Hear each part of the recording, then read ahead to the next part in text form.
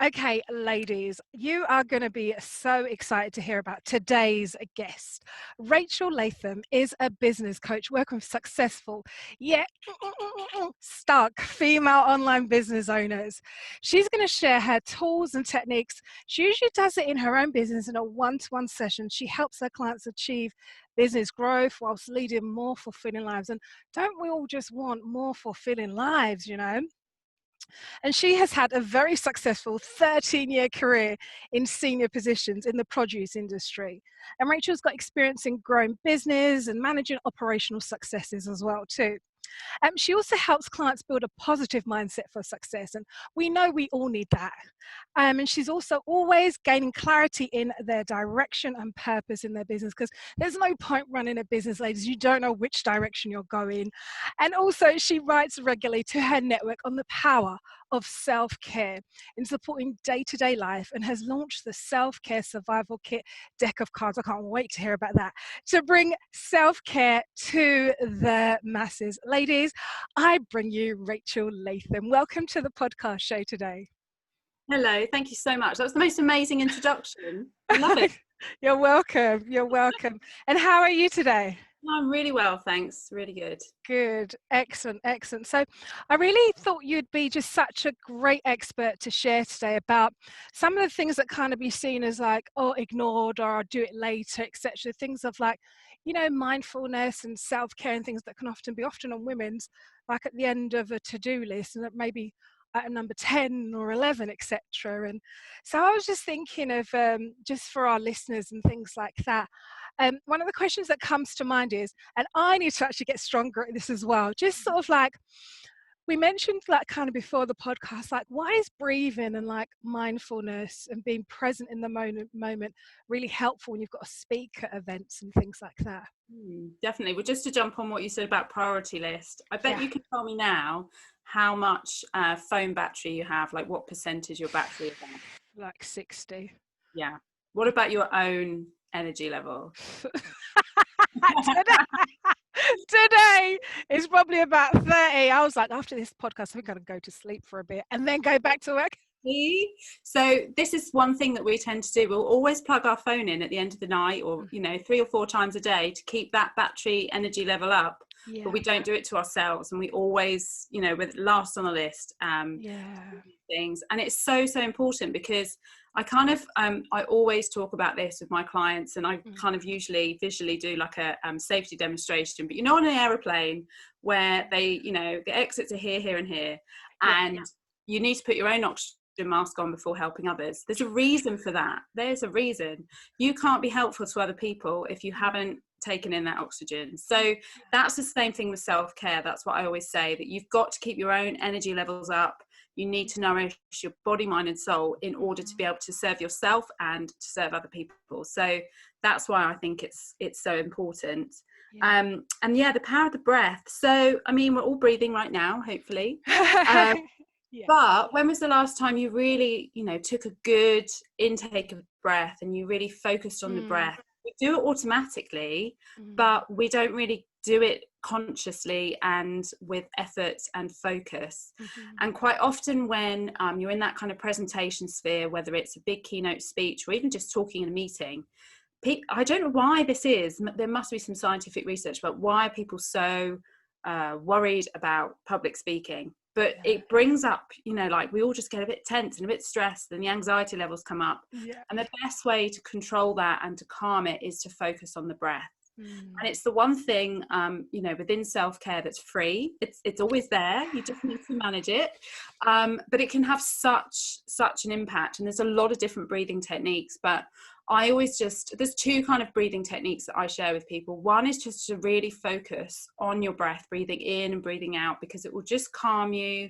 It will just sort of center you and ground you. But the other one, which is really good, either before a meeting where you're either going to have a bit of tension or a bit of heightened discussion, or in a keynote speech where maybe you're going to have Q&A after, is that if you do breathing where you breathe out for longer than you breathe in. So I normally say to my clients, breathe in for a count of 3, hold your breath, and then breathe out for a count of 6. by breathing out for longer, what happens is you open up the prefrontal cortex in your mind, in your brain. And what that does, that's like your little executive brain. And that's where the creativity gets switched on. And that's where it opens your mind up for more thinking, for more clarity of thought. And so by using that technique before going out onto a stage or in a meeting, as well as calming yourself, you're sort of opening yourself up for like a really good experience in that situation. So breath can be just super important. And it's such an easy thing to do, but quite often we forget to do it properly. So true, definitely. That is so helpful. Like it's always often the first thing that gets affected first. Like when you feel panicked, okay, stop breathing. But really, like what you say, we need to really deep breathe. And I've never heard it before. Like breathe in for short amounts of what you breathe out to really control it. That was really key. And then the connection between like your breath and the prefrontal part about the decision making and really being present. That's really, really helpful, because I can imagine like sometimes when you're kind of talking, like I only kind of do breathing stuff because of the work that I do, but otherwise I'm not always focused on am I breathing sufficiently or using my lungs correctly? Not always, I must say, particularly when I've like just got to go do this, etc. But that's so true. The breathing really controls and affects so much stuff. And the other thing in terms of kind of breath and, starting off in a presentation is by focusing on the breathing, it also helps us sort of release tension around our neck. And almost like as you breathe out, you need to imagine your shoulders coming down, because they probably will actually move. And it just opens your whole body up to have a better posture when you walk out on that stage and to feel like you're in that space. But also just, also your voice projects better because you're not punched up. So it's really important to get the connection between what your breath can do for the rest of the body. Yeah, definitely. That's so useful. And then as well, I was thinking of sort of like breathing, mindfulness and being present. And then we just kind of talked about speaking at events, etc., or that kind of tricky meeting. What kind of came to me as well was like just for our listeners, like how can the breathing, the mindfulness and being present in the moment, because I'm very guilty of, I can be doing a speech or doing a reading and my mind is going, okay, I need to go and do this at 6, I need to go and make this phone call. I've already moved on in my mind. Physically I'm there doing the thing, but I've gone somewhere else in my mind. And how can we really use those tips and tools that you said to help us with, like when we're networking online and when we're doing face-to-face, to actually be present and engaged in the, I like what you said, to be fully engaged in the event of what's happening? Yeah, definitely, because there's so often where we're not actually what's called active listening. So you can be talking to someone, or you could be in a space, but actually you're already thinking about the shopping list or the fact should you go to the gym or not, and you're like, oh, what were you talking about? We're there, but we're not actively listening. And so by being in the present moment, it has lots of numerous different benefits, because for one, if you're presenting, you need to be in the right space. You need to not have your head either thinking, oh, I wish I'd done this morning in the past, or thinking about where you're heading afterwards. To really, I think, be able to give a really good presentation, but also to engage with the audience, you need to be in there, like body, heart, mind and soul, in that space. But also it will help you project better. It will help you be within your body and be grounded and be confident, I think, in what you're doing. And then in terms of networking, it's really important, I think, to focus in on the space that you're in. So not have your phone in your hand, being ready to scroll, particularly if you're doing online networking and events at the moment, because it's so easy to kind of be in an online space, but have your phone next to you or be on your laptop at the same time. And you're not present. You're not present for the person that you're talking to, but also you're not going to get as much benefit out of it. Obviously, I think it's easier to be less present when you're doing things online. When you're in a space networking with people, it's a little bit more obvious. But I think we will get more out of situations if we can be mindful about where we are and what we're doing, and really kind of grounded in that moment. Definitely, that's really, really helpful. Just be focused in the moment. And I like the thing that you mentioned about active listening, because you know, as women, we can do like 101 things at once, but you can be talking to someone like thinking, okay, when they're going to finish, I'm just going to say this and I'll go on. And it's so true. And I've really, like when you said the online kind of networking, that you can be on, like, say, for example, a Zoom call, then you've got your emails open just on the side and stuff. And then obviously I'll have my phone, I might have a WhatsApp coming.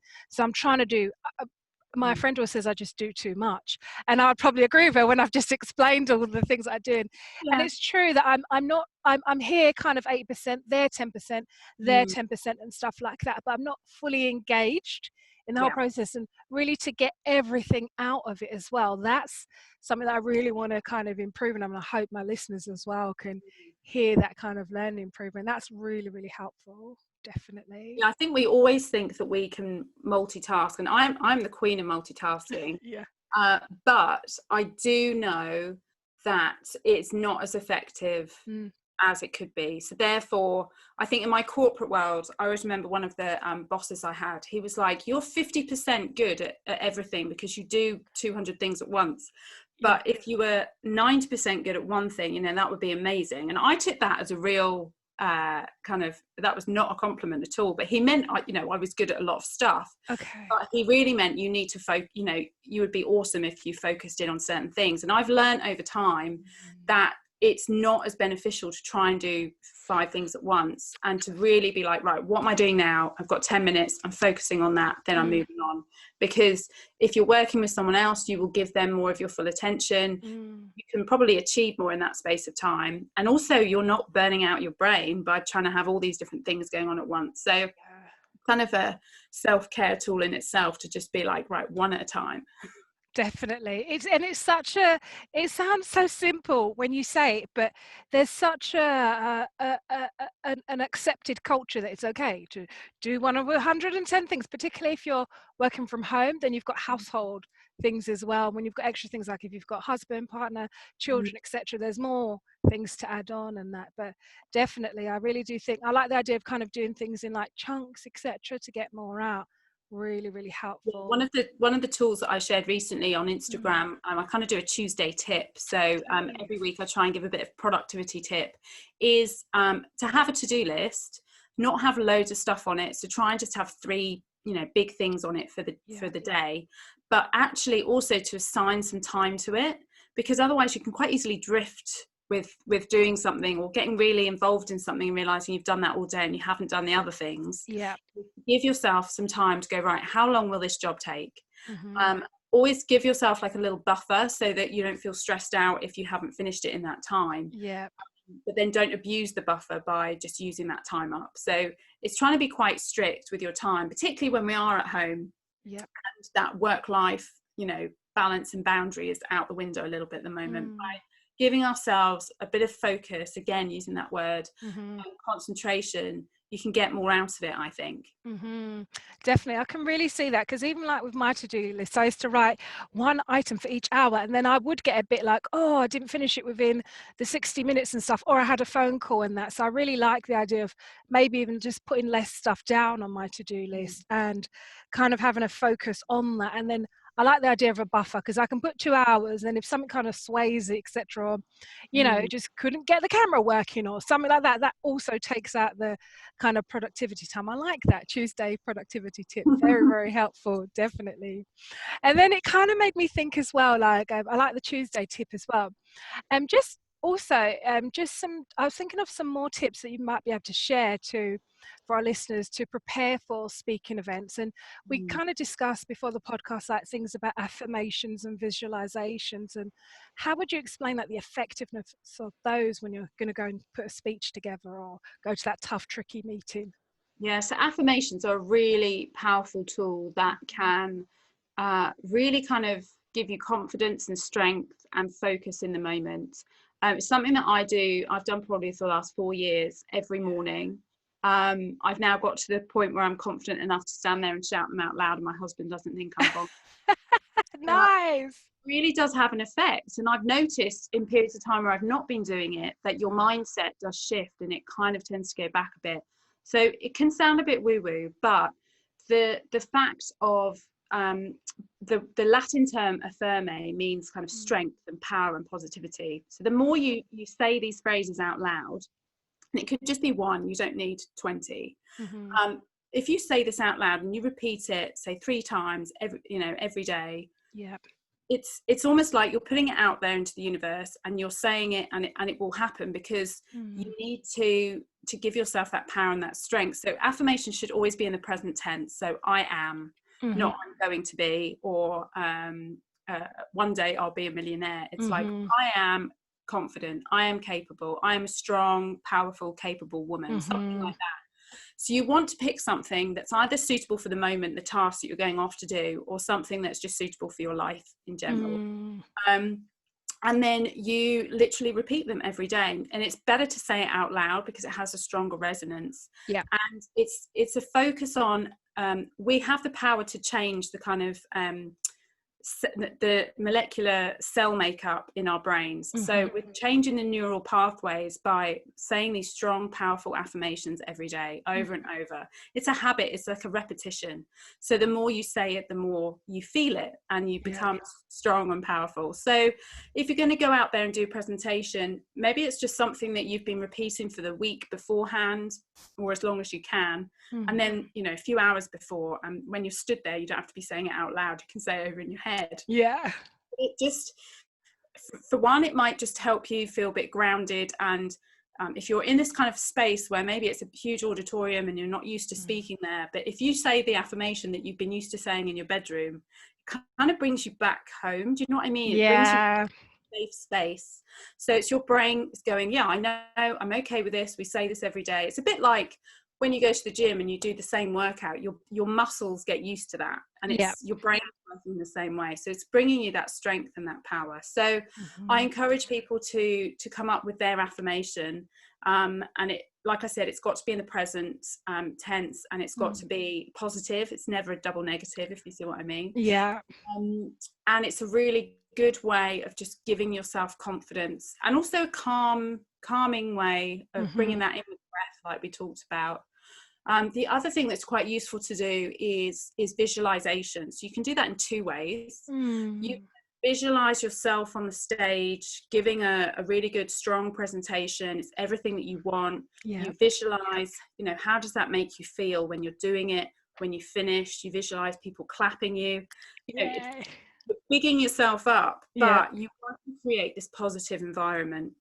The other thing you can do is visualize, if you know where you're going to be talking. So for example, you're going to be on a stage at an event somewhere, and you visualize and you sort of anticipate how it feels to be there, so you feel comfortable. So it's not like you walk out and then all of a sudden you go, oh, there's a lot more people than I thought. If you've gone there before, or if you can get there before, and at least visualize the space, understand where you can walk around and do things like that, then that really, really helps. Although I do have a funny story about that. Do share. That sounds so exciting. So I had the pleasure of talking at HubDot, which is a UK networking event. And they do, they have like, you could talk for a minute, it's a power minute. And actually you can say quite a lot in a minute, and it's quite daunting. So I've been to a couple of these events before. So the one that I'd been to is in Anthropology on the King's Road, huge big store. And they've got this quite cool balcony where they do not presentations, they're storytelling is what Simona calls it. And so I was like, right, okay, I know I can walk around, and I feel more comfortable when I can walk around and talk, and I'm not stuck behind like a plinth or so I'd practice this. I'd like memorize my minute. I knew what I was going to do. And then I don't really know why I hadn't thought about this, but I turned up to the event with my friend in Richmond, but it was in a yoga studio. And I had to sit down. I had to take my shoes off, which I think is quite unnerving in some senses anyway, because you're kind of like, I had my power heels on, I was ready. So I had to take my shoes off, but then I had to sit on this massive wicker chair like I was telling a story to the room, like and everyone was sat on yoga mats, and I was like, this is not how I've been going.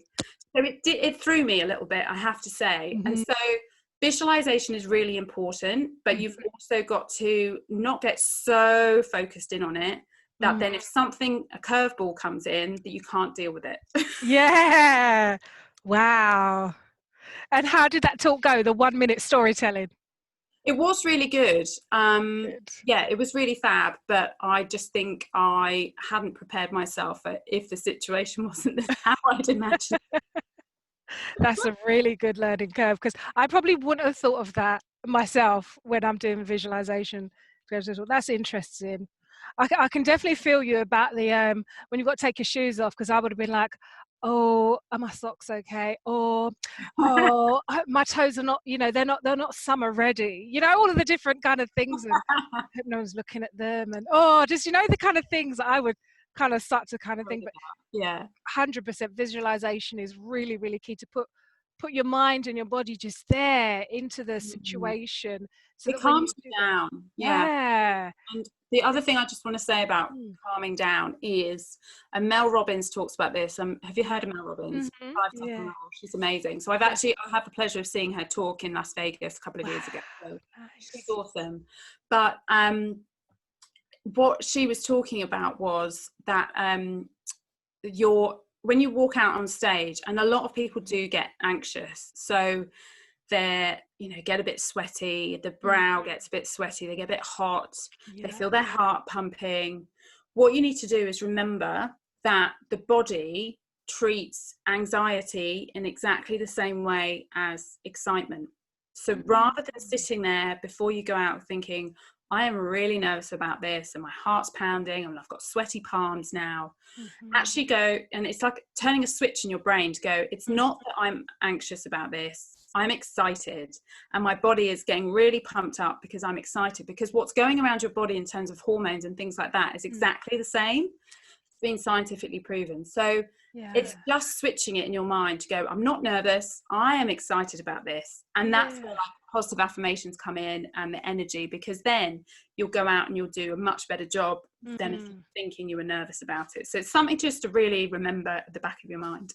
Definitely. That's a really good mind shift, because it is the same feeling and sensation, probably body responses, definitely. And like, I really love what you said about the affirmations. You said about the Latin term. Did you say affirma? The Latin term.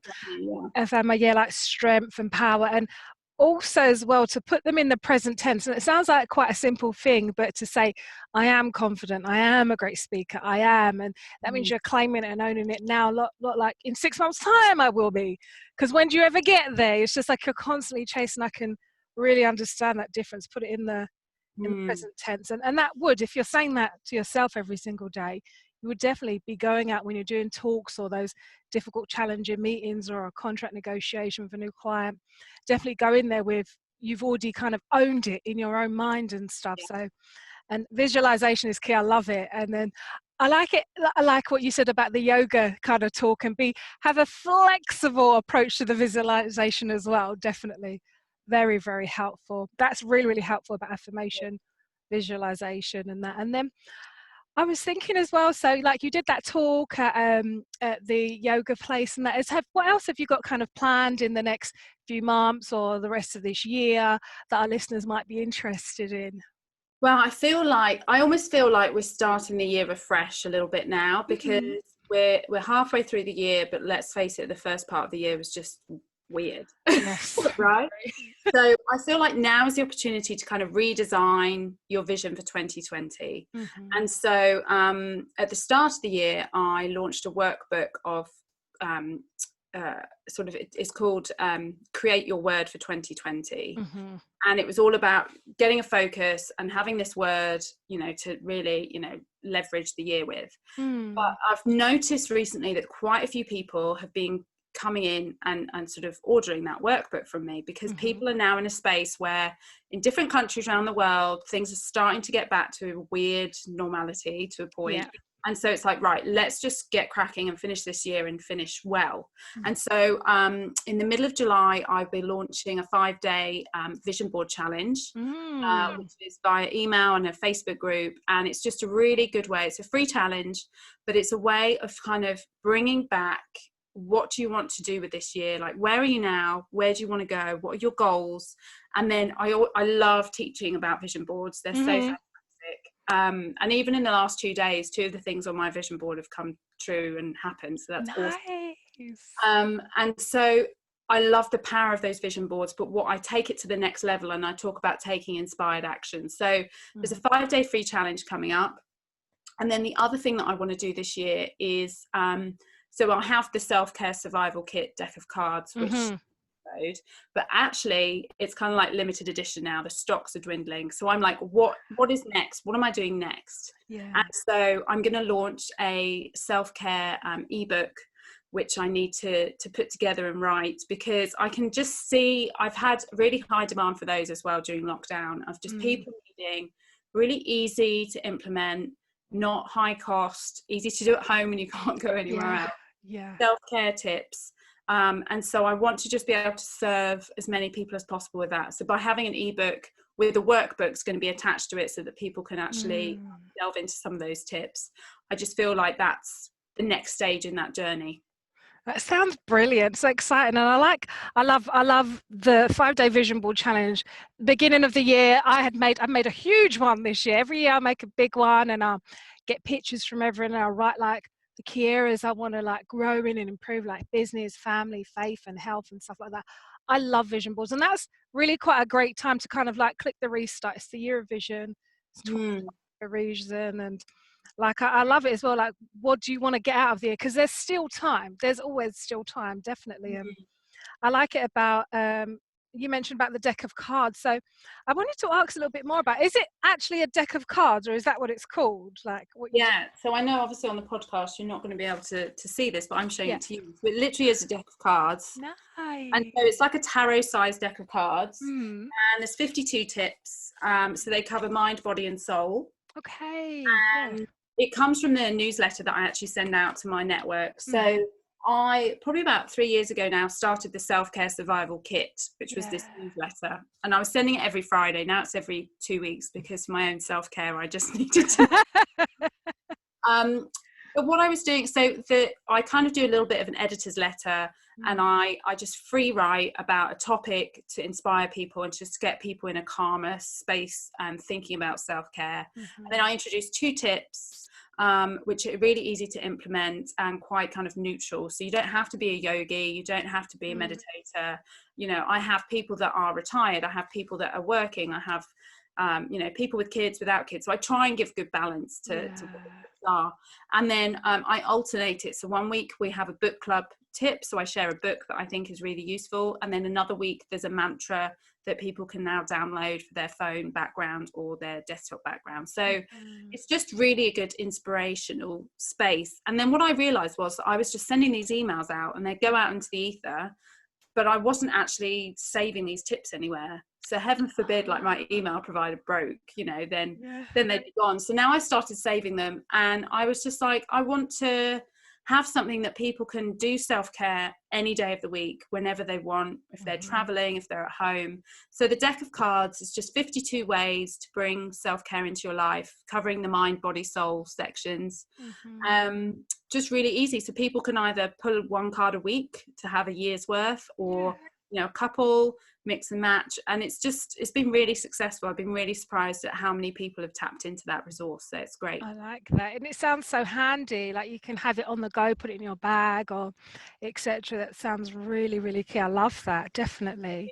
And it's just been so great just talking to you. So much stuff and value you've just shared about, like, at the top, the breathing, mindfulness, being present, and then as well, like about like the tips that you gave as well, being that we really got to learn to be active listeners and stuff as well, when wherever we're online or doing face-to-face kind of networking. And I loved as well the affirmations, saying it in the present, claiming it, I am a good speaker, I am confident, I am all of the I ams, and definitely. And just I really love like the stuff you've got coming up, like the vision board, love that. The deck of cards as well, you can either have them, just the flexibility as well about it. You can have it once a week, use one of them once a week, or use a couple. And that really good about self-care. And I liked at the beginning when you asked how much percentage has my phone got, and I like myself, and I'm like, just about, just getting there. And definitely it is like what you say, like on the aeroplane thing about put your own mask on before you're going to go and put on everyone else's mask. Very, very true.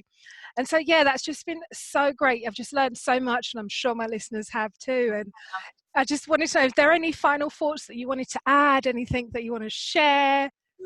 I think the one thing that, again, I always talk about with self-care is that it's not just a one-time thing. It's not something to add to your to-do list and then tick it off at the end of the week.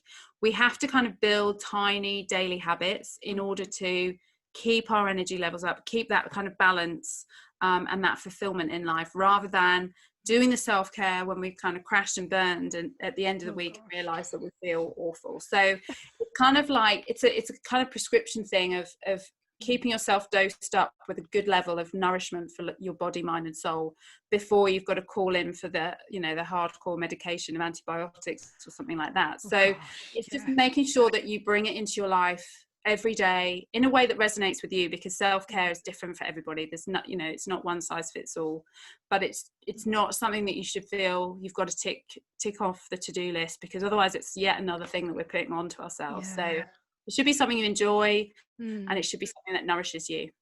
Definitely, I love that. Yeah, because I love ticking things. That just really gets me going. You know, if I've ticked this, tick that, tick that. Oh, we've still got the rest of the day, but I love it. Not to have it as an extra item on the to-do list or on the calendar, but something that I can really enjoy and really help. And that's always like the thing of being present in the moment as well, rather than having it's like this is an activity I'm going to do. I really, really love that. It's been so helpful, Rachel, speaking to you. You've just shared so many gems and tips and things and given such great insight. And I just wanted to know if our listeners wanted to follow you online, where do you hang out so they can find you? So I'm mostly on Instagram. So that's at Rachel Letham, Letham. And then my website is rachelletham.com. Where else? Facebook is Rachel Letham Coach.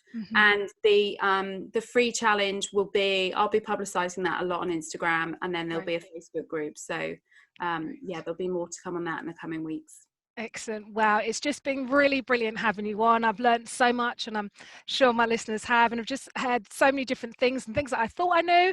Then you came from it with a different stance as well. And I really loved like just the self-care, like really charging up myself before kind of give to loads of everyone and everything else. Definitely, that was really, really key. So Rachel, thank you so much for coming on today. You really shared so much. It's really been a pleasure to have you on today. Oh, my pleasure. Thank you so much for having me. Thank you so much.